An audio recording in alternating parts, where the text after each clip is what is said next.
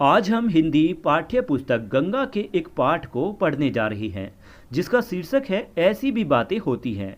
यह एक इंटरव्यू है जिसे यतीन्द्र मिश्र ने भारत की प्रसिद्ध गायिका लता मंगेशकर से लिया है। इस पाठ में लता मंगेशकर अपने जीवन के अनुभव, बचपन की यादें, अपने पिता से मिली सीख, संगीत के प्रति अपने समर्पण और अपने संघर्ष के बारे में बहुत सरल भाषा में बताती हैं। इसे पढ़ते हुए हमें न केवल उनके जीवन के बारे में जानकारी मिलती है बल्कि यह भी सीखने को मिलता है कि मेहनत, अनुशासन और अच्छे संस्कार से ही जीवन में सफलता मिलती है।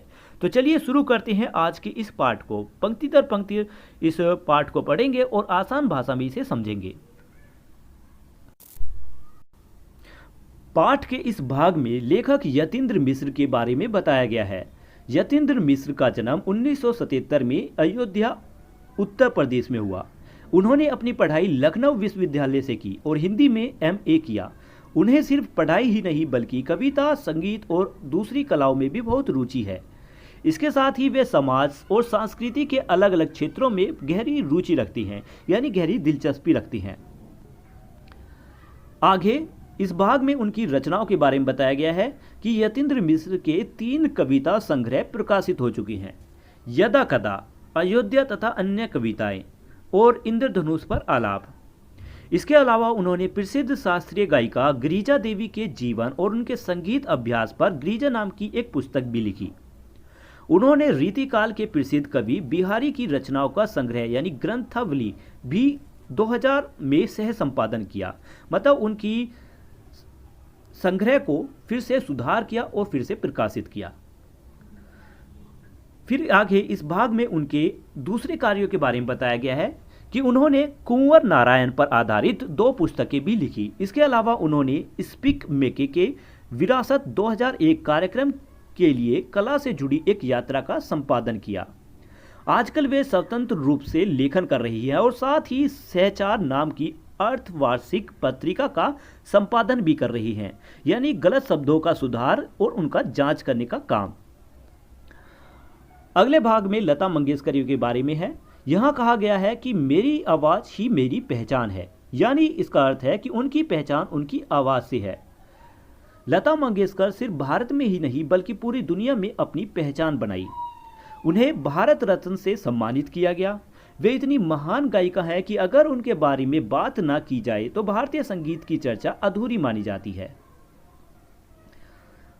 आगे बताया गया है कि उनके बचपन के बारे में, जैसे लता मंगेशकर का जन्म इंदौर यानी मध्य प्रदेश में हुआ। उन्होंने बहुत छोटी उम्र यानी सिर्फ 5 साल की उम्र में अपने पिता से संगीत सीखना शुरू किया। उन्होंने अपना पूरा जीवन संगीत को समर्पित कर दिया।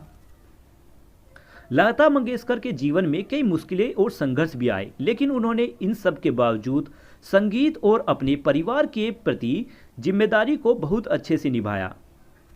अब आगे हम उनके साक्षात्कार यानी उनके इंटरव्यू के जरिए से यह जानेंगे कि उन्होंने यह सब कैसे किया। तो चलिए शुरू करते हैं इस पाठ को। ऐसी भी बातें होती है, लता मंगेशकर से साक्षात्कार। यह पाठ का शीर्षक है। इसका मतलब है कि इसमें कुछ खास और दिलचस्प बातें बताई जाएंगी। यह एक साक्षात्कार है, यानी यह एक इंटरव्यू है जो लता मंगेशकर जी से लिया गया है।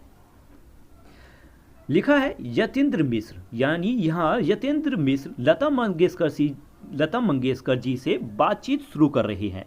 वे उन्हें दीदी कहकर सम्मान देते हैं। कहते हैं, दीदी, आपके संगीत की अप्रतिम यात्रा पर बातचीत शुरू करते हैं। इस संवाद यानी इस बातचीत में मेरा प्रयास यह रहेगा कि मैं संगीत में आंखट डूबे हुए आपके महान जीवन की उन दुर्लभ छवियों से उन करोड़ों प्रशंसकों को मिलवा सकूं जो आपकी हर दिन सुनते हुए कहीं अपने जीवन को सार्थक ढंग से शुरू करने की प्रेरणा पाते हैं।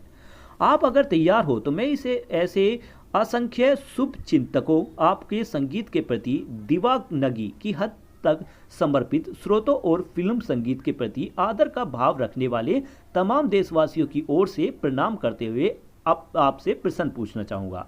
मतलब यहाँ पर यतीन्द्र मिश्र लता मंगेशकर जी से कहती हैं कि वे इस बातचीत में कोशिश करेंगे कि लता जी के जीवन की कुछ खास और दुर्लभ बातें लोगों तक पहुंचा सके। वे बताते हैं कि उनके करोड़ों प्रशंसक रोज उनका संगीत सुनती हैं और उनसे अपने जीवन को बेहतर बनाने की प्रेरणा लेती हैं। फिर आगे यतिन मिश्र ये भी कहती हैं कि अगर लता जी तैयार हो तो वे सभी स्रोतों यानी जो उन्हें देख रहे हैं और जो उनके फैंस हैं उनकी तरफ से नमस्कार करके उनसे प्रश्न पूछना चाहेगा। लता मंगेशकर जी इस पर जवाब देती हैं, जी जरूर, आपका बहुत शुक्रिया कि आपका ऐसा कुछ करने का मन है। आप पूछिए, मैं आपके प्रश्नों का जवाब देने के लिए तैयार हूँ। मैं कोशिश करूँगी कि जो कुछ भी मैंने संगीत में रहते हुए जाना है उसे आपको बता सकूं। आपके माध्यम से मैं अपने करोड़ों प्रशंसकों का आभार व्यक्त करती हूं और उन्होंने मुझे इतना प्रेम और सम्मान दे रखा है। मुझे तो यह भी लगता है कि जितना प्रेम मुझे मिला है शायद गाकर उतना आभार मैं अपने प्रशंसकों के प्रति जता नहीं पा सकूं। आगे यतिन मिश्र लता जी से उनके पिताजी के बारे में पूछती हैं। यतिन मिश्र कहती हैं कि आपके पिताजी पंडित दीनानंद मंगेशकर की वे कौन सी स्मृतियां हैं यानी कौन सी वे यादें हैं जो आज भी आपके स्मरण यानी आपके मन में जीवित हैं, जिनको याद करना आपको सुख में भर देता है, आपको जिन्हें याद कर कर खुशी मिलती है। यहाँ पर लता मंगेशकर जी अपने बचपन की बातें बताती हैं। कहती हैं कि कई बातें हैं जैसे हम लोग बचपन में जब बहुत शरारत करते थे तब पिताजी सबको बुलाकर अपने सामने खड़ा करते थे। वे बस हमको गंभीरता से देखते थे और इतने में ही हमारे रोना शुरू हो जाता था। मतलब वे कुछ कहते ही नहीं थे, ना ही किसी बात पर डांट पड़ती थी, मगर हम सभी समझ जाते थे कि हमको बुलाया किस लिए गया है। पिताजी उस समय पूछते थे, समझ गए ना? इस पर हम लोग कहते थे, हाँ हम लोग समझ गए। इसके बाद वे कहते थे कि अच्छा अब बताओ, बाहर जाकर खेलो अब जाओ और बाहर जाकर खेलो। इस तरह हमारे पिताजी का गुस्सा था जो बिना कुछ कहे ही हम भाई बहनों को डरा देता था। मतलब यहाँ लता मंगेशकर जी अपने बचपन की बातें बताती हैं। उन्होंने बताया कि उनके पास कई यादें हैं। जब वे और उनके भाई बहन बचपन में शरारत करते थे तो उन्हें के पिताजी उन्हें बुलाकर अपने सामने खड़ा कर देते थे। वे कुछ बोलते नहीं थे, बस गंभीर नज़र से उन्हें देखते थे और इतना ही काफ़ी था कि बच्चे डर कर रोने लगते थे। वे ना तो डांटते थे और ना ही कुछ कहते थे, लेकिन बच्चे समझ जाते थे कि उन्होंने गलती की है। फिर पिताजी बच्चों से पूछते थे कि समझ गए ना, और बच्चे जवाब दे देते थे कि हाँ समझ गए। उसके पिताजी उन्हें जाने देते थे और कहते थे, जाओ अब बाहर जाकर खेलो। इससे पता चलता है कि उनके पिताजी का गुस्सा ऐसा था जो बिना कुछ कहे ही बच्चों को अनुशासन सिखा देता था। मतलब यहाँ पर लता मंगेशकर जी कहती हैं कि उनके पिताजी बहुत ही अद्भुत यानी कमाल के व्यक्ति थे। उन्होंने उन्हें हमेशा अपने काम और संगीत में पूरी तरह डूबा हुआ देखा है। उनकी एक ड्रामा कंपनी थी। लता मंगेशकर जी के पिता की एक ड्रामा कंपनी थी जिसमें नाटक होते थे और ये नाटक रात 9 बजे शुरू होते थे और बहुत देर रात चलते हुए 2 से 3 बजे तक ख़त्म होते थे। नाटक इतना लंबा चलता था क्योंकि उसके पीछे कुछ खास कारण थे कि एक नाटक 5 भाग का होता था। इसके अलावा रागदारी संगीत यानी शास्त्रीय गायन भी शामिल होता था जो लंबा चलता था। जब उसके पिताजी गाना गाना शुरू करते थे, लता मंगेशकर जी के पिता गाना गाना शुरू करते थे, तो लोग बहुत खुश होकर सीटियां बजाते थे, तालियां बजाते और बार बार वंस मोर यानी फिर से गाइए इन नारों की आवाज़ लगाते थे। बाबा माइक पर थोड़ा तेज आवाज़ में गाते थे जो सुनने पर बहुत अच्छा लगता था। मेरे पिताजी की एक बड़ी विशेषता यह थी कि वे एक राग को गाते हुए उसे सुर बदलकर भी अपना गायन करते थे। मतलब यहाँ पर लता जी अपने पिताजी को बाबा कहती है। तो लता मंगेशकर जी कहती है कि उनके बाबा माइक पर थोड़ी देर तेज आवाज़ में गाते थे जो सुनने में बहुत अच्छा लगता था। उनकी एक खास बात यह थी कि वे एक ही राग में गाते समय उसके सुर बदल कर भी गा सकते थे, यानी वे अपने गायन में बदलाव करते थे जिससे संगीत और भी ज़्यादा सुंदर बन जाता था। मतलब एक राग गाते समय किसी भी सुर को सा बनाकर इस तरह राग को बदल देते थे कि वह कुछ नया हो जाता था और फिर उसी समय नए राग में गाते हुए दोबारा पहले राग और उसके सुर में वापस लौटाते थे। मतलब यहाँ कहने का अर्थ है कि जब वे एक राग को गा रहे होते थे तो वे किसी भी सुर को बदल देते थे। इससे पूरा राग बदल जाता था और नया राग जैसा महसूस होता था। फिर वे उसी समय उस नए राग में गाने के बाद वापस पहले ही सुर में लौट आते थे। यह उनकी बहुत बड़ी कला और विशेष प्रतिभा थी। आगे लता मंगेशकर जी कहती हैं कि उस समय म्यूजिकल ड्रामा का बहुत चलन था। हमारे यहाँ कभी भी बिना म्यूजिकल के कोई ड्रामा नहीं होता था। एक नई बात मेरे पिताजी के नाटकों में यह भी थी कि वे पहली बार मराठी रंगमंच में कर्नाटक और पंजाब का संगीत लेकर आए। मतलब उन्होंने बाकायदा कर्नाटक जाकर वहाँ का कुछ गीत और संगीत सीखा था, जिसे अपने नाटक में डाला। आगे लता जी कहती हैं कि मुझे यह भी याद है कि जिस दिन कोई ड्रामा नहीं होता था उस दिन घर में संगीत की सभा होती थी, यानी घर में संगीत की महफिल जमती थी और बहुत सारे लोग हमारे घर आते थे। फिर वे उसमें नाटक का कोई गीत नहीं गाते थे, बल्कि उस दिन सिर्फ शास्त्रीय संगीत होता था। मेरे पिताजी के गाए हुए शास्त्रीय संगीत के कई रिकॉर्ड HMV में रिलीज हुए, यानी एक चैनल पर। और जहाँ तक मुझे याद पड़ता है कि एक रिकॉर्ड उन्होंने राग जयजवंती का भी बनाया था, जिसे ग्रामोफोन कंपनी ने बाजार में उतारा। यानी उनके पिताजी के गाए हुए शास्त्रीय संगीत के कई रिकॉर्ड HMV कंपनी द्वारा जारी किए गए थे। उन्हें याद है कि उनकी एक रिकॉर्ड उन्होंने राग जयवंती का भी बनाया, जिसे ग्रामोफोन कंपनी ने बाजार में जारी किया था। आगे यतीन्द्र मिश्र कहते हैं, एक नए सवाल से पूछते हैं यतीन्द्र मिश्र लता जी से कि पिताजी से संगीत के अलावा आपने क्या और सीखा। तो इस पर लता मंगेशकर जी जवाब देती हैं कि सबसे ज़्यादा तो स्वाभिमान से जीना की प्रेरणा, स्वाभिमान यानी आत्मसम्मान से जीने की प्रेरणा। उन्होंने जो संस्कार दिए उससे जिंदगी में सही बातों पर खड़े रहने की हिम्मत मिली। आज मुझे इस बात की खुशी है कि मैंने किसी से यह नहीं कहा कि आप मुझे 500 रुपये दीजिए, फला चीज़ ला दीजिए, मुझे उसकी ज़रूरत है। इस तरह की चीज़ें मैं कर पाई, उसमें मैं अपने बाबा का संस्कार मानती हूँ। मतलब यहाँ पर लता जी कहती हैं कि उनके पिताजी ने उन्हें सम्मान से जीना सिखाया। उनके दिए हुए संस्कारों में उनमें यह हिम्मत मिली कि वे हमेशा सही बात पर डटी रहे। वे कहती हैं कि उन्हें खुशी है कि उन्होंने कभी किसी से पैसे या चीज़ें मांगने की आदत नहीं बनाई। जो कुछ भी उन्होंने अपने दम पर किया उसका श्रेय वे अपने पिताजी के संस्कारों को देती हैं। मैंने पिताजी में यह बात देखी थी कि हर हालात में कैसे रहना चाहिए। यह मेरे पिताजी ने भी मुझे सिखाया था कि अगर कोई बात तुम्हें सही लगती है तो उसे करो, किसी के आगे झुकने की ज़रूरत नहीं, इस तरह वे मैं याद करती हूँ तो लगता है कि बाबा ऐसा कहते थे कि बाबा ने यह कहा था, बाबा ने उस समय इस तरह कोई निर्णय लिया था, यह सब मेरे बड़े काम आया था।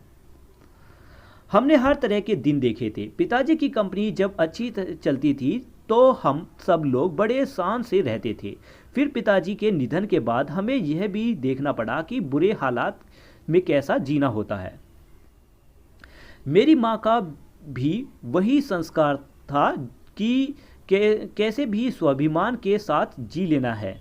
मेरी माँ का भी वही संस्कार था कि कैसे भी स्वाभिमान के साथ ही जी लेना है, मगर किसी के आगे जाकर हाथ नहीं पसारना यानी हाथ नहीं फैलाना है। और देखिए ये सब बातें मेरी कितने काम आई हैं। आज मेरे पास पैसे हैं और नाम है। हम आज जहाँ रहते हैं वह भले ही इतना छोटा सा घर है, पर उसमें हम लोग बहुत खुश हैं। इस बात के लिए भी ईश्वर को धन्यवाद करते हैं कि बाबा ने जैसा सिखाया था उस पर हम सभी भाई बहनों ने चलने का प्रयास किया।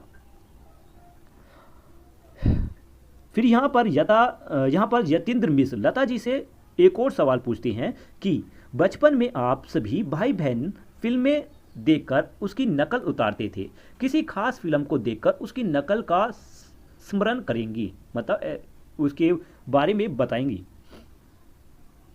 तो लता मंगेशकर जी यहाँ पर हंसते हुए कहती हैं कि अरे यह तो हम सब भाई बहन बहुत करते थे। फिल्में ही थी जो मनोरंजन का एक ऐसा माध्यम थी जिनको देखकर बच्चे अपने ढंग से कुछ कुछ करते रहते थे। मतलब यहाँ लता जी हंसते हुए कहती हैं कि हाँ, वे सभी भाई बहन बहुत ज़्यादा फिल्मों की नकल करते थे। वे बताती हैं कि उस समय फिल्में मनोरंजन का एक बड़ा साधन थी और बच्चे उन्हें देखकर अपने तरीके से उनकी नकल करते और खेलते थे। आगे लता जी कहती है कि मुझे याद है कि प्रभात फिल्म कंपनी की एक पिक्चर थी संत तुकाराम। फिल्म में दिखाया गया था कि तुकाराम संध्या बेंकुट जाते थे और उन्हें लेने ईश्वर का विमान आता है।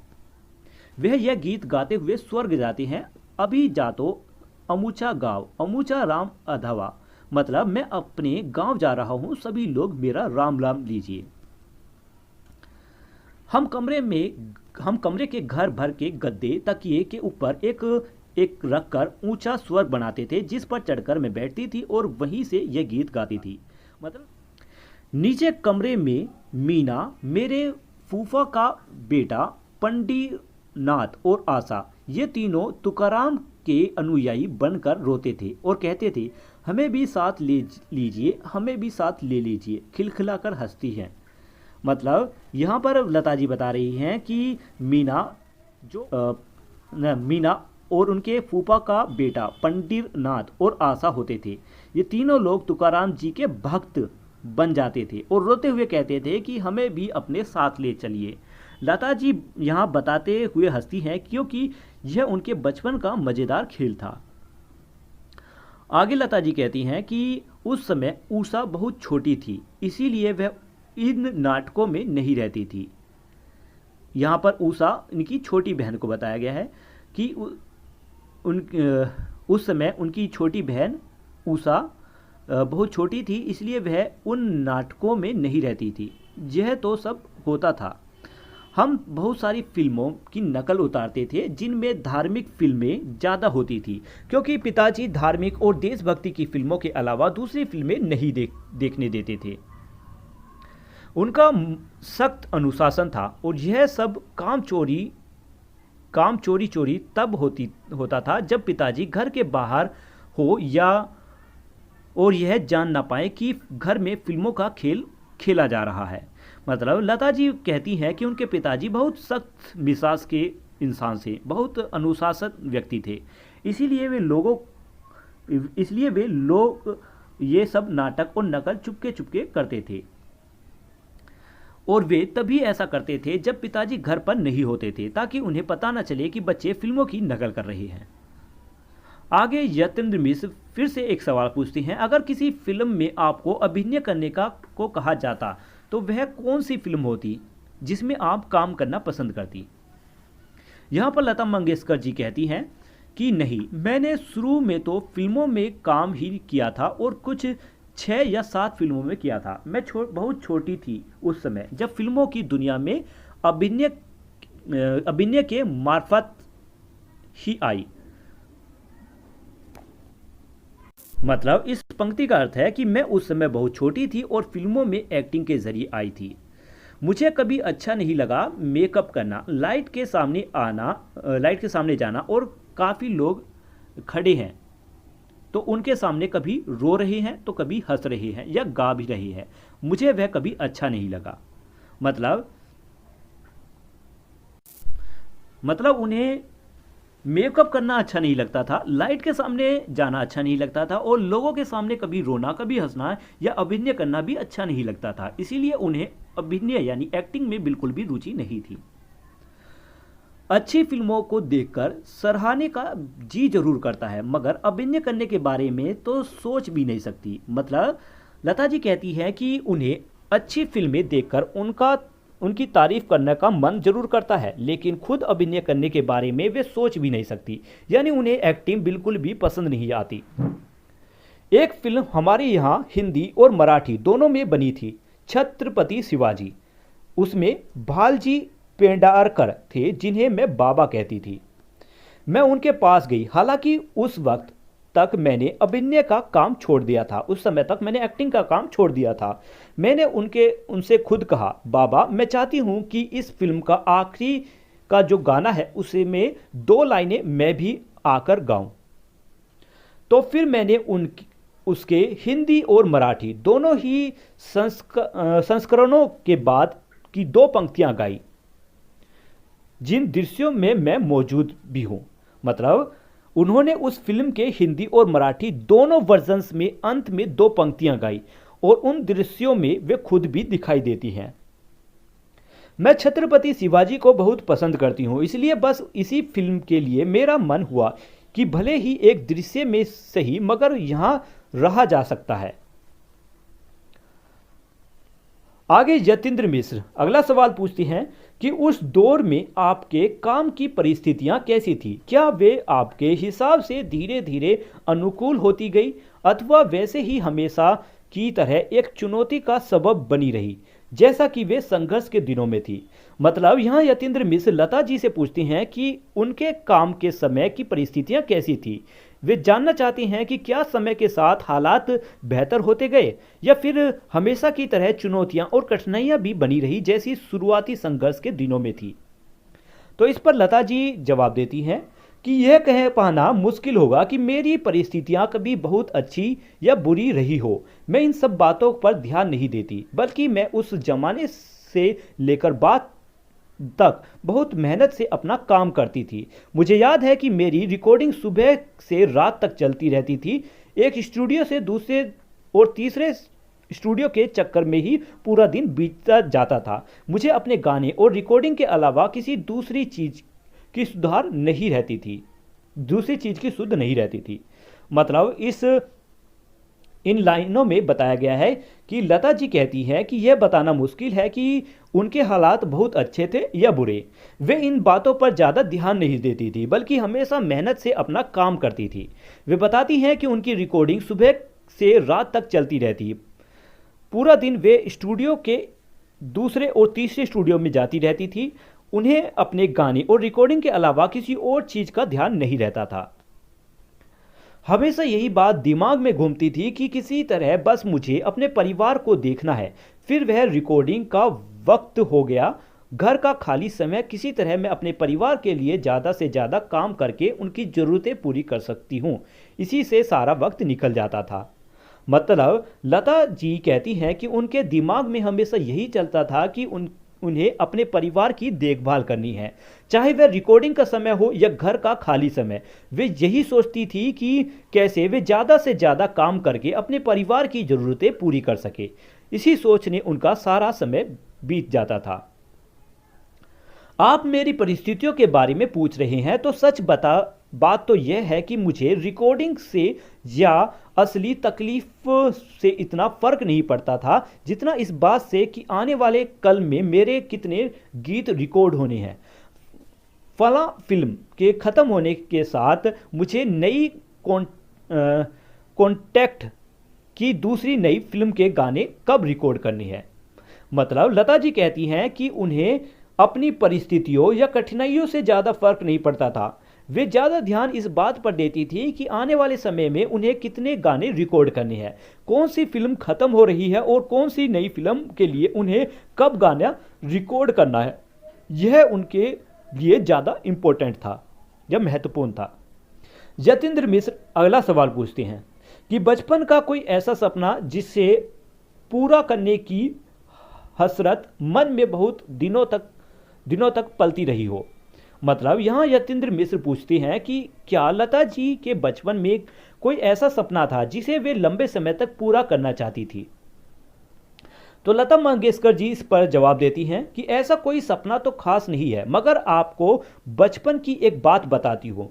मेरे पिताजी उस समय जीवित थे और जब वे अपने कार्यक्रमों के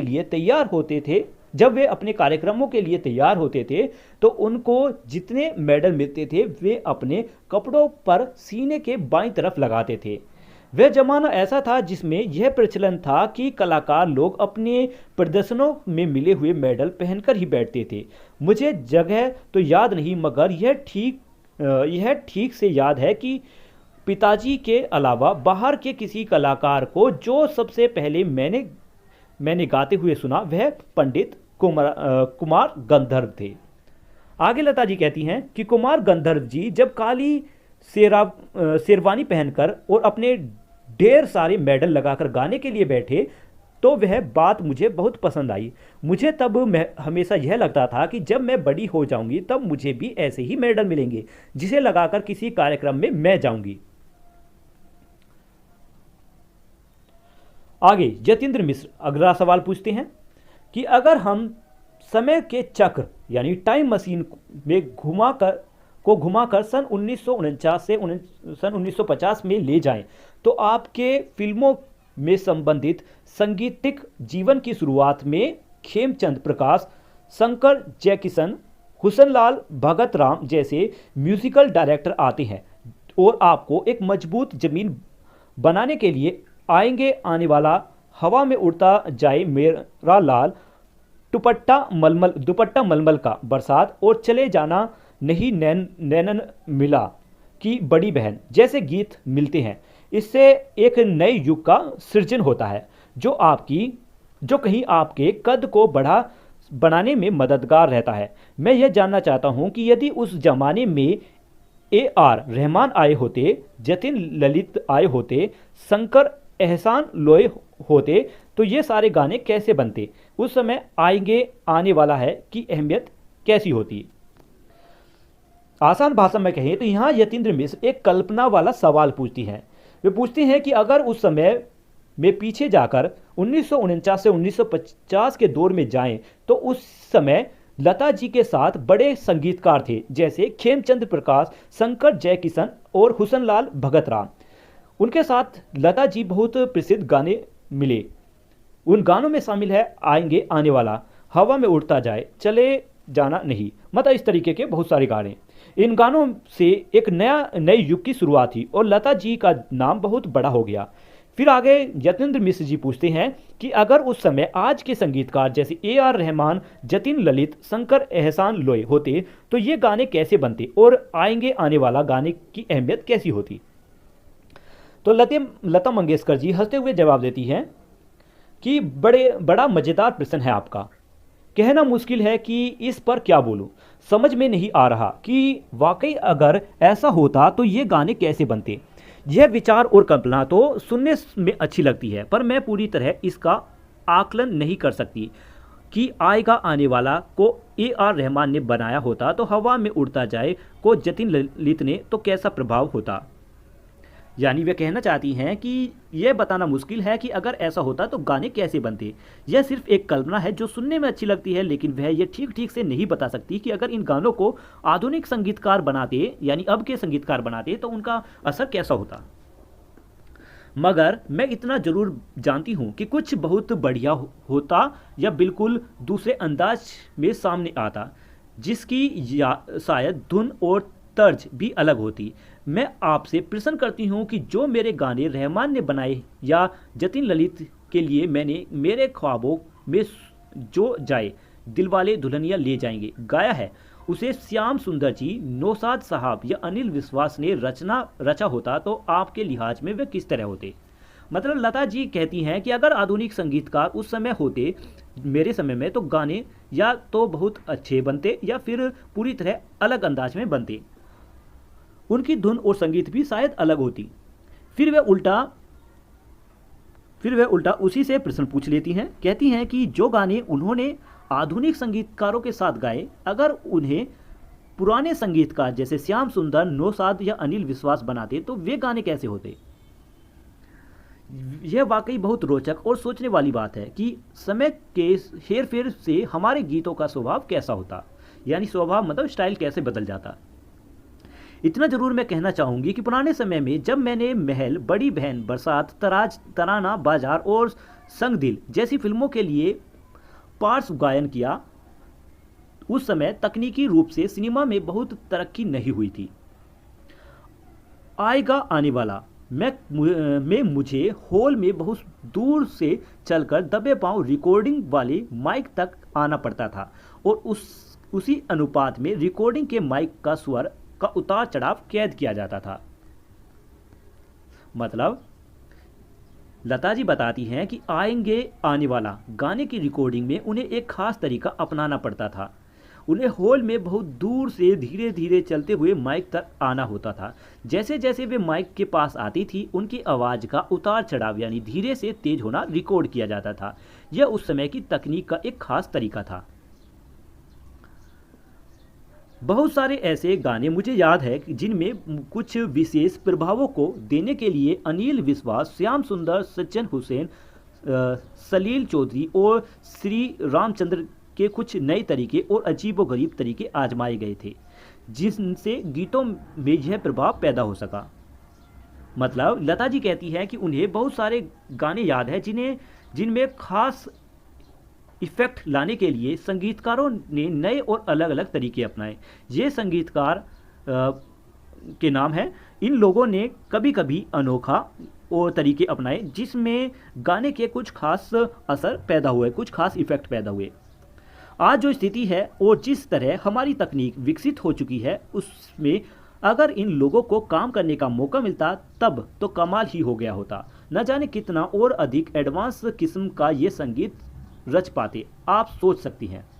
मतलब लता जी कहना चाहती हैं कि आज के समय में तकनीक बहुत ज़्यादा विकसित हो चुकी है। अगर पुराने समय के ये महान संगीतकार आज के समय के में काम कर रहे होते तो वे शायद और भी कमाल और आधुनिक संगीत बना पाते, यानी उनकी कला आज की तकनीक मिलकर कुछ बहुत ही शानदार संगीत पैदा कर सकती थी।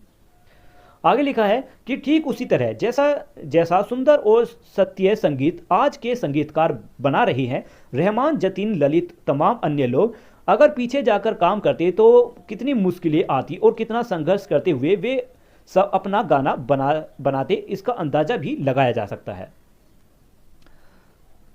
आगे लिखा है कि मेरे लिए भी यह काम चुनौती की बात नहीं है कि मैं अनिल विश्वास को धुनों जैसा काम रहमान के साथ कर रही हो और उसी तरह इन लोगों की धुनों पर नौसद साहब के लिए रिकॉर्ड करती हूँ तो कैसा होता। मतलब इन पंक्तियों में यहाँ तक बताया गया है कि लता जी कहती हैं कि जैसे आज के संगीतकार बहुत अच्छा और उच्च स्तर पर संगीत बना रहे हैं, अगर वे पुराने समय में जाकर काम करते तो उन्हें बहुत सारी मुश्किलें और संघर्ष का सामना करना पड़ता, क्योंकि उस समय तकनीक कम थी, इसलिए गाने बनाना काफ़ी कठिन होता था। लता जी ये भी कहती हैं कि उनके लिए भी यह एक बड़ी चुनौती होती अगर वे अनिल विश्वास जैसे पुरानी शैली के में गाना आधुनिक संगीतकार रहमान के साथ गाती या नए संगीतकारों की धुनों पर पुराने संगीतकार नौसद के लिए गाती। वे सोचती अगर ऐसा होता तो गाने का रूप और अनुभव कैसा होता। यह सोचने वाली बात है। आगे यतीन्द्र मिश्र अगला सवाल पूछते हैं। इसी समय विषय परिवर्तन करते हुए आपसे कुछ व्यक्तिगत सवाल पूछने का मन हो रहा है। मतलब वे कह रहे हैं कि मैं आपसे कुछ पर्सनल सवाल पूछ रहा हूं। इस संदर्भ में आपके व्यक्तित्व को देखते हुए यह बात दिमाग में आती है कि आपने रंगों से हमेशा परहेज किया है, विशेषकर अपने पहनने में भी इस बात का ध्यान रखा है कि कहीं से भी रंगों की कोई भी दृश्यमान अभिव्यक्त ना हो। आपकी सफ़ेद रंग की साड़ियों पर मौजूद रंगीन धारियां, गुल्लू बूटे और पल्लों पर का रंग छोड़कर कहीं भी रंग को से दोस्ताना निभाता नहीं दिखता। ऐसे में एक ख्याल मन में आता है कि आप रंगों का त्यौहार होली के कैसे मनाती होंगी। होली को लेकर कोई संस्मरण या व्यक्तिगत रुचि की कोई बात जो आप यहाँ साझा करना चाहिए। मतलब अब यतीन्द्र मिश्र विषय बदलकर लता मंगेशकर जी से कुछ व्यक्तिगत यानी कुछ पर्सनल सवाल पूछती हैं। वे कहती हैं कि लता जी हमेशा रंगों से दूरी बनाए रखती है, खासकर अपने कपड़ों में वे सफ़ेद साड़ी पहनती हैं। वे बताती हैं कि उनकी साड़ी में बहुत कम रंग होते हैं, सिर्फ हल्की धारियां या डिज़ाइन होती हैं। इसलिए वे सोचते हैं कि जब लता जी रंगों से दूर रहती हैं तो वे होली जैसे रंगों के त्यौहार कैसे मनाती होंगी। और वे उनसे पूछती हैं कि क्या वे होली से जुड़े कोई याद या कोई अनुभव लोगों के साथ साझा करना चाहेंगी या बताना चाहेंगी तो बता सकती हैं। इस पर लता मंगेशकर जी कहती हैं कि हम होली खेलते थे, यह बहुत पहले की बात है जब मेरे पिताजी जीवित थे। आजकल तो मैंने होली खेलना ही बंद कर दिया है। पहले सारे दिन रंग खेलना और भीगना और बाद में जाकर शाम तक नहाना, अब यह सब सालों से अच्छा नहीं लगता। यह तो होली पूरे देश में प्रचलित है, हम उसे होली की तरह नहीं मनाते थे। हमारे यहाँ होली के एक दिन पहले जब होली जलाते हैं तो उस समय होलिका की पूजा होती है। उसमें जो प्रसाद चढ़ाया जाता है उन तमाम तरह की मिठाइयों को होलिका में डालती हैं। मतलब नारियल भी होलिका में आखिर में जलाया जाता था, जिसे जल जाने के बाद आग से निकालकर उसे तोड़कर प्रसाद लेते थे। वह जो राख बनती थी उसे उठाकर दूसरे दिन एक दूसरे पर डालते। इससे हम लोग गुड़ गुड़ कहते थे। होली के 5 दिन रंग पंचमी आती है। उस दिन मेरी माँ और पिताजी हम सब भाई बहन पर केसर धोलकर थोड़ा छिड़कते थे। माँ घर से कुछ मीठा बनाती थी जो भगवान को चढ़ाकर हमें प्रसाद के रूप में मिलता था। हम सभी के अलग अलग आरतियाँ भी माँ उतारती थी और इस तरह हमारे घर में बचपन में होली का त्यौहार मनता था। यह होली जो आजकल प्रचलित है, इसका कोई प्रभाव हमारे घर में नहीं था। मतलब यहाँ तक उन्होंने बताया कि लता मंगेशकर जी की होलिका के में नारियल भी जलाया जाता था। जब वह जल जाता था तो उसे बाहर निकालकर तोड़ा जाता था और प्रसाद के रूप में खाया जाता था। जो राख बचती थी उसे अगले दिन एक दूसरे पर डालते थे। जिसे लता जी बताती हैं कि होली के 5 दिन बाद रंग पंचमी मनाई जाती थी। उस दिन उनके माता पिता केसर का पानी बनाकर थोड़ा सा छिड़कते थे। उनकी माँ घर में मिठाई बनाती थी जो पहले भगवान को चढ़ाई जाती थी और फिर प्रसाद के रूप में सबको दी जाती थी। लता जी कहती हैं कि उनकी माँ सभी बच्चों की आरती भी उतारती थी। इस तरह उनके घर में होली का त्यौहार साधारण और धार्मिक तरीके से मनाया जाता था। आज जो होली मनाई जाती है यानी ज़्यादा रंगों वाली, उसका उनके घर में कोई प्रभाव नहीं था। मतलब ऐसा कुछ नहीं बनाया जाता था। आगे लता जी कहती हैं कि हमारे यहाँ दशहरा और दिवाली का ज़्यादा महत्व था। नवरात्रि भी बहुत धूमधाम के साथ हम लोगों की यहाँ मनाती थी। नवरात्रि के पहले दिन हम गुड़ी पड़वा मनाते थे, जिसका विशेष महत्व था। इससे हम घर के बाहर गुड़ी बांधते हैं और कलश स्थापना करते हैं। ही गुड़ी पर बतासों की माला या हार लटकाकर चढ़ाई जाती थी, जिसे तक उतारा जाता था और प्रसाद के रूप में घर के सभी सदस्य उसे लेते थे। यह बहुत बड़ा और महत्वपूर्ण आयोजन है हमारी तरफ। और ऐसी मान्यता है कि भगवान राम 14 वर्ष बाद जब अयोध्या लौटे थे तो हर घर में ऐसे ही बतासों की लड़ी सजाकर गुड़ी बांधी गई थी। महाराष्ट्र में ऐसा ही कहा जाता है। पहले दिन गुड़ी बांधने में बाद 9 दिन तक उत्सव मनाया जाता था, जिसे अंत में नवमी पर राम जी की जन्म की तिथि रामनवमी आती है। मतलब यहाँ तक लता जी ने बताया कि उनके घर में दशहरा और दिवाली का ज़्यादा महत्व था। साथ ही नवरात्रि भी बहुत धूमधाम से मनाई जाती थी। नवरात्रि के पहले दिन वे गुड़ी पड़वा मनाते थे, जो एक महत्वपूर्ण त्यौहार है। गुड़ी पड़वा पर घर के बाहर गुड़ी यानी ध्वज या एक चिन्ह लगाया जाता था और घर में कलश स्थापना की जाती थी। लता जी ये भी बताती हैं कि यह उनके यहाँ का बहुत बड़ा और महत्वपूर्ण त्यौहार है। मान्यता है कि जब भगवान राम 14 साल बाद अयोध्या लौटे तो उन्होंने खुशी में घर घर में गुड़ी बांधी और सजावट की। महाराष्ट्र में इसी परंपरा को मनाया जाता है। लता जी बताती हैं कि गुड़ी पड़वा के बाद 9 दिन तक उत्सव चलता है, जिसे नवरात्रि कहा जाता है। और अंत में नवमी के दिन रामनवमी आती है, जो भगवान राम के जन्म का दिन है।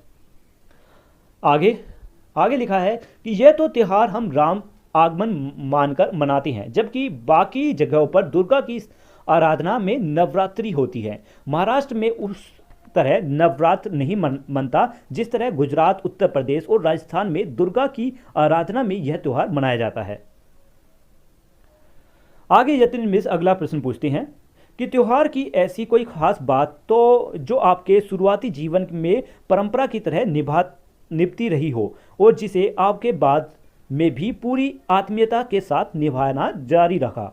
मतलब यहाँ यतीन्द्र मिश्र लता जी से पूछती हैं कि क्या कोई ऐसा खास परंपरा या आदत है जो उन्होंने बचपन में शुरू की हो और जिसे उन्होंने बड़े होकर भी प्यार और लगाव के साथ जारी रखा हो। तो इस पर लता जी बताती हैं कि ऐसी कोई खास बात मुझे याद नहीं आती, अलबत्ता इतना जरूरी कहूँगी कि 50 का दशक रहा होगा जब मैं फिल्म इंडस्ट्री में नई आई थी और मेरा काम कुछ चल निकल शुरू हुआ था। उस दौरान मैंने कुछ सालों तक दिवाली के दिन अपने सीनियर म्यूजिकल डायरेक्टर के यहाँ मिठाई लेकर जाने का चलन शुरू किया था। मतलब लता जी कहती हैं कि उन्हें कोई खास परंपरा याद नहीं है, लेकिन वे एक बात जरूर बताती हैं कि जब वे 1950 के दशक में नई नई फिल्म इंडस्ट्री में आई थी तो उनका काम धीरे धीरे सफल होने लगा था। तब उन्होंने एक आदत शुरू की, दिवाली के दिन अपने वरिष्ठ यानी अपने सीनियर संगीतकारों के घर मिठाई लेकर जाना। आप सुनकर हैरान होंगे कि मैं उन दिवाली के दिन तड़के 5 बजे नहा धोकर बहुत सारे संगीतकारों के घर मिठाई लेकर पहुंचती थी। यहाँ पर तड़के 5 बजे का मतलब है बहुत सुबह सुबह, करीबन 5 बजे उठकर। एक बार बड़ा मज़ेदार वाक्य हुआ, मतलब एक बार बहुत मज़ेदार घटना हुई कि मैं नौशाद साहब के घर सुबह करीब 5:30 बजे पहुंच गई और जब कोल बेल बजाया तो उनीदे ने नौशाद साहब मुझे गेट पर खड़ा देखकर डर गए। सुबह सुबह मुझे 5:30 बजे गेट पर देखकर डर गए। वे डरकर पूछने लगे, लता बाई सब खैरियत तो है, सब ठीक तो है, इतने सवेरे क्या मुसीबत आ पड़ी? मैंने उन्हें हंसकर कहा, कुछ नहीं नौशाद साहब, आज दिवाली है तो आपको बधाई देने और मिठाई पहुंचाने चली आई। इस पर वे बोले, अरे इतनी सुबह क्यों परेशान हुई? तब मैंने उनको हंसते हुए जवाब दिया कि नौशाद साहब, आपके अलावा मुझे अभी 2-3 जगह अनिल विश्वास जी, रोशनलाल, मदन भैया और बर्मन दादा के यहाँ भी जाना है। इस पर वे लाड से में भरकर बोले, यानी प्यार से बोले, हाँ मैं बिल्कुल भूल गया, लेकिन पहले बैठो, चाय पियो, मुंह मीठा करो, फिर जाने ही दूंगा। फिर बोले, लता तुम हम सबको मिठाई बांट रही हो, लेकिन हम सारे संगीतकारों को मिलकर तो तुम्हें मिठाई खिलानी चाहिए, जो तुम हमारी धुनों में इतना मिठास घोलती हो। नौशाद साहब से मैंने यही इतना भर कहा कि आप आशीर्वाद दीजिए कि आगे भी जीवन में हर दिवाली के साथ मैं और मधुरता से गीत गा सकूं। आगे जतेंद्र मिश्र का अगला सवाल। त्योहार के संदर्भ में एक बात और ध्यान में आती है कि ये अधिकांश प्रदेशों में पर्वों व अनुष्ठानों से संबंधित घर घर गीत गाए जाने का प्रचलन रहा है। उदाहरण के लिए होली के मौके पर फाग और धमाल, बिहार में छठ पूजा पर छठ के गीत। मतलब यहाँ यतीन्द्र मिश्र इस अनुच्छेद में पूछ रहे हैं कि भारत के कई राज्यों में त्योहारों पर घर घर में गीत गाने की परंपरा होती है। उदाहरण देते हुए कि होली पर फाग और धमाल, बिहार में छठ पूजा के गीत, जन्माष्टमी और रामनवमी पर सोहर और बधवा, ये गीत अधिकतर महिलाएं गाती है और यह एक परंपरा बन गई है। फिर वे लता जी से पूछते हैं कि महाराष्ट्र में उन्होंने ऐसे कौन से मौके देखे हैं जहां इस तरह के गीत गाए जाते हैं। इस पर लता जी हंसकर जवाब देती हैं कि हमारे यहाँ होली और दिवाली पर तो इस तरह घरों में गीत नहीं होता। यह जरूर है कि विवाह के बाद जब नई बहू घर में आती है तब एक पूजा होती है घरों में, जिसमें पास पड़ोस की बहुत सारी औरतें आती हैं। यह मंगलागौर कहलाता है। मतलब लता जी बताती है कि उनके यहाँ महाराष्ट्र में होली और दिवाली पर घरों में ऐसे गीत नहीं गाए जाते, लेकिन एक खास अवसर होता है जब शादी में के बाद नई बहू घर आती है, तब एक पूजा होती है जिसमें पड़ोस की बहुत सारी महिलाएं शामिल होती है। इस कार्यक्रम को मंगलागौर कहा जाता है। सारी औरतें बिल्कुल मग्न भाव से गीत गाती है, यानी मन लगाकर गीत गाती है और नाचती भी हैं, बिल्कुल ठेठ गांवी अंदाज में, गांव की परंपरा तरीके से। यह मंगलागौर का उत्सव मनाया जाता है, मगर आहिस्ता आहिस्ता यानी धीरे धीरे अब यह परंपरा खत्म होती जा रही है। मुझे अच्छी तरह से याद है जब मैं बहुत छोटी थी तब घर परिवार या पड़ोस में किसी की भी शादी के बाद यह मंगलागौर मनाया जाता था और हम सभी लोग उसमें खूब नाचते गाते थे। उसमें स्त्रियां नौटंकी और तमाशा की तरह भी कुछ कुछ करती थी, मतलब कोई कुछ भी रूप धारण धरकर नाचता था। यतीन्द्र मिश्र अगला सवाल पूछते हैं, दीदी कोरस में गाने वाली लड़कियों के साथ आपके कैसे रिश्ते रहे? क्या वे सब भी आप लोगों की गायिका में कोई सहयोग करती थी या उनका एक अलग ही विभाग होता था जो मुख्य पार्श्व गायक गायिका से अलग रहता था? मतलब यहाँ यतीन्द्र मिश्र लता जी से पूछते हैं कि कोरस यानी समूह में गाने वाली लड़कियों के साथ उनके संबंध कैसे थे? वे यह जानना चाहते हैं कि क्या वे लड़कियां मुख्य गायकों की मदद करती थी या उनका काम पूरी तरह अलग होता था। तो लता मंगेशकर जी इस पर जवाब देती हैं कि उस वक्त एक ऐसा ग्रुप था जो सब जगह जाता था।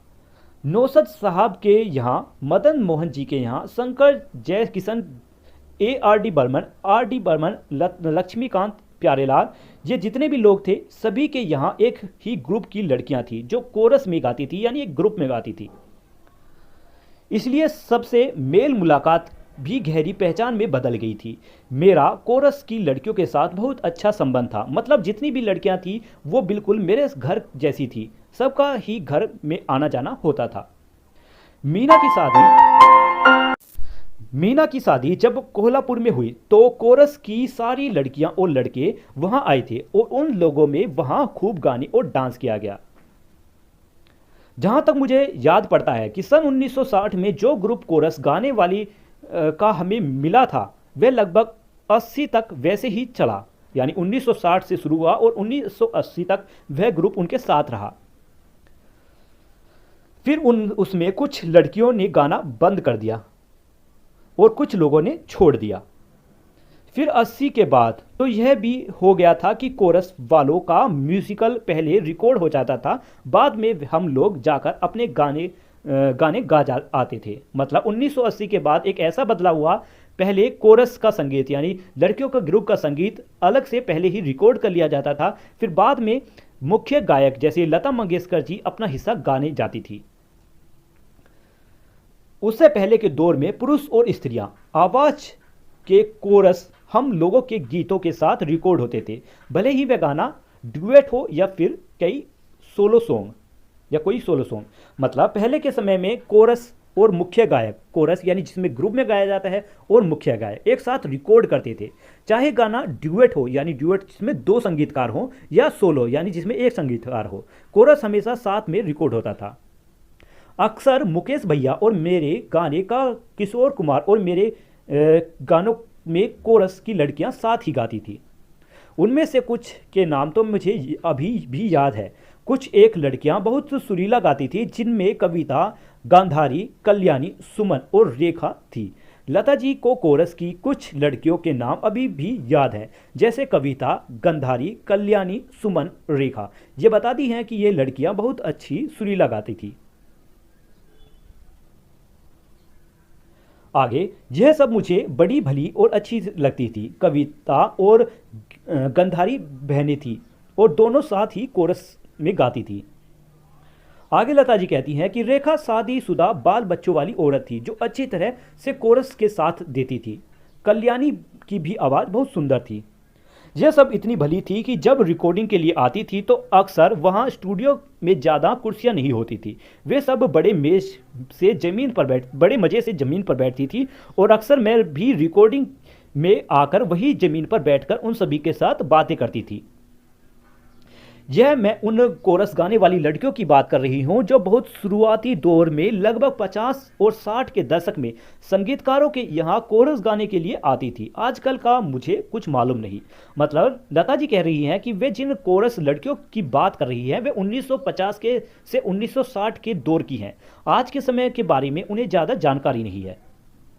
अब कौन कौन से लोग हैं और उनका रिकॉर्डिंग के साथ गाना रिकॉर्ड होता है या अलग से, यह मुझे मालूम नहीं है। मुझे मिलने वाले जितने लड़के और लड़कियां थी उन सब ने बहुत बाद तक संपर्क बनाए रखा था।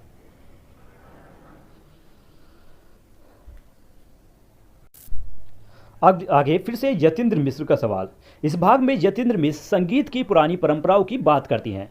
वे बताते हैं कि प्राचीन समय में ही संगीत से जुड़ी कई कहानियां और मान्यताएं लोगों के बीच प्रचलित रही हैं, जिसमें संगीत को बहुत ऊंचे स्थान दिया गया है। कहते हैं कि संगीत की प्राचीन परंपरा में बहुत सारी जनश्रुतियां और कहानियां संगीत को गरिमा और शिखर देने के संदर्भ में कही जा रही है।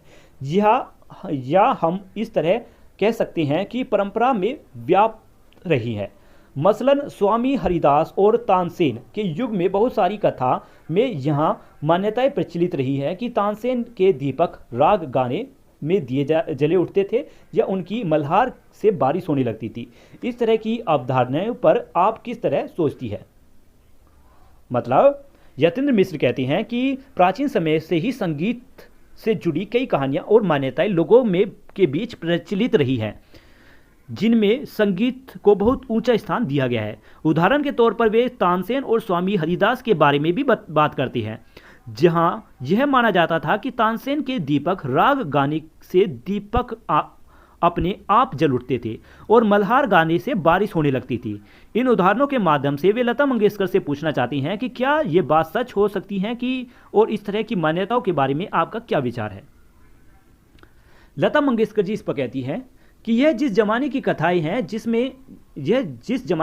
हैं जिसमें हरिदास बाबा और तानसेन जैसे महान संगीतकारों के लिए ऐसा कहा गया, तो हो सकता है कि उनकी कला में कोई सच्ची सुर या कोई आवाज़ लगती होगी जो ऐसा कुछ हो गया होगा। ऐसा हम आदर्श से मान लेते हैं, लेकिन यह निश्चित हो गया है कि यह कम से कम मैं नहीं कह सकती, क्योंकि ऐसा मेरा कोई अनुभव नहीं है।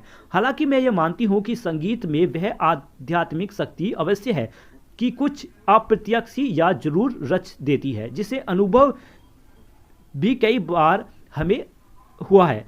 कई बार अपने बाबा पंडित दीनानाथ मंगेशकर को सुनते हुए भी मैं कुछ अलग सा अनुभव करती थी। मतलब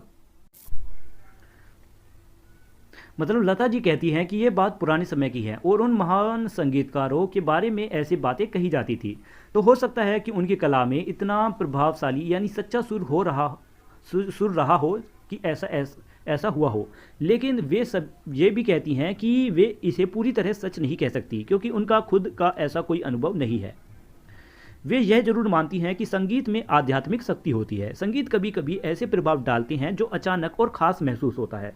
उन्होंने खुद कई बार ऐसा अनुभव किया है, खासकर जब वे अपने पिताजी पंडित दीनानाथ मंगेशकर को सुनती थी।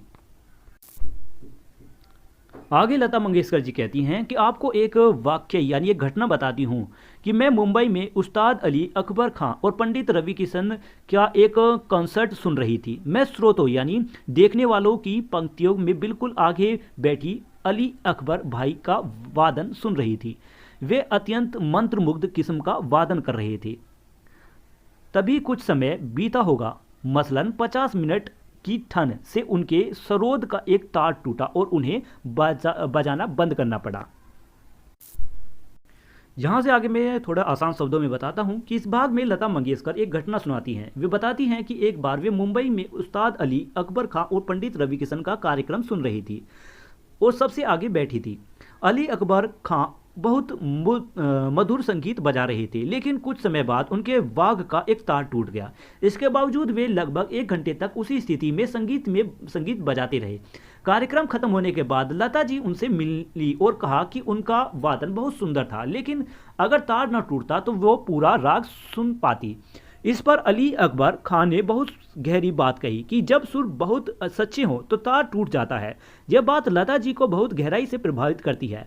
इस घटना के आधार पर वे कहती हैं कि संगीत की शक्ति इतनी बड़ी होती है कि वह साधारण सीमाओं से परे चली जाती है।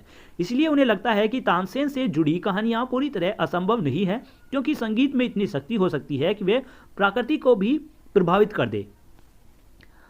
अगले भाग में यतीन्द्र मिश्र लता मंगेशकर की बहुत प्रशंसा करती हैं। वे कहते हैं कि उनकी आवाज़ हर घर तक पहुंच चुकी है और लोग उनके गीतों में अपनी सुबह शुरू करती हैं। वे यह भी कहते हैं कि लता जी का स्थान इतना ऊंचा है कि उन्हें अमर कहा जा सकता है और उनके जैसा दूसरा कोई नहीं हो सकता। तो इस भाग का जवाब देते हुए लता मंगेशकर जी, इस अंतिम भाग में लता मंगेशकर जी बहुत विनम्रता से जवाब देती हैं। वे कहती हैं कि भगवान ने उन्हें बहुत कुछ दिया है और उन्हें किसी बात की शिकायत नहीं है। वे मानती हैं कि अगर लोग उन्हें अमर कहते हैं तो उनके संगीत को अमर कहते हैं तो यह उनके प्रति लोगों का परिणाम है। लेकिन वे यह भी स्वीकार करती हैं कि शरीर नश्वर है और एक दिन सबको जाना ही है, इसलिए इसमें दुख की कोई बात नहीं है। वे कहती हैं कि असली चीज़ नाम होता है जो हमेशा बना रहता है। उन्हें इस बात की सबसे ज़्यादा खुशी है कि उन्होंने अपने पिताजी का नाम आगे बढ़ाया। अंत में वे भगवान से प्रार्थना करती हैं कि जैसे उन्हें आशीर्वाद मिला है वैसे ही सभी कलाकारों और अच्छे लोगों पर भी भगवान की कृपा बनी रहे। तो ये पार्ट आज यहीं पर खत्म होता है। ये पार्ट का एक्सप्लेनेशन आपको कैसा लगा इस बारे में कमेंट में लिखकर जरूर बताएं। मिलते हैं अगली वीडियो में, तब तक के लिए बाय बाय। आज हम हिंदी पाठ्य